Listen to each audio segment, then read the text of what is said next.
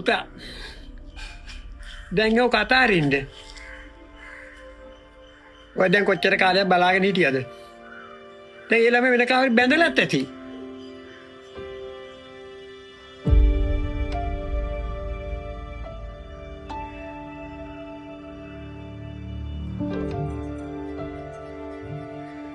පුතා දෙවියන් ගාව ඔයාලට වෙන සාස්මක් ඇති.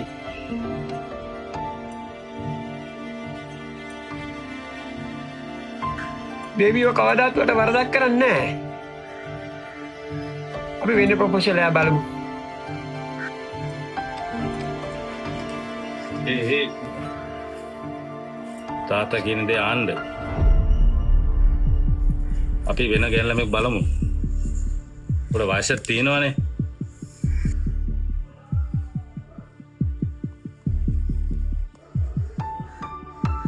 මං කියන දේ ආපා. ඔබ දැන් මිරිගුවට ඉර වෙලා ඉන්නේ.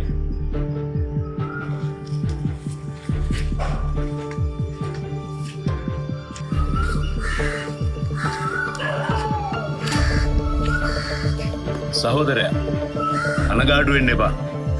ඔය ළමයා ඔයාට ලැබෙනවා. කොච්චර හිතුවත් ඔයාට ළමයා හිතින් අයින් කරන්න බෑනේ. අනිත් අය ඕක අතාරින්න කියලා ඔයාට කියයි. ඒ දෙවියන් වහන්සේ ඕක අනිවාර්යයෙන්ම ඔයාට ලබා දෙනවා. මේක දෙවියන්ගේ වැඩක්. වෙන කවුරුත් නෙමෙයි මේක ඔයාට ලබා දෙන්නේ.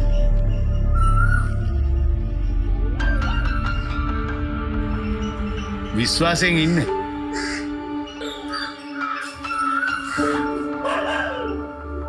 එතකොට අයියේ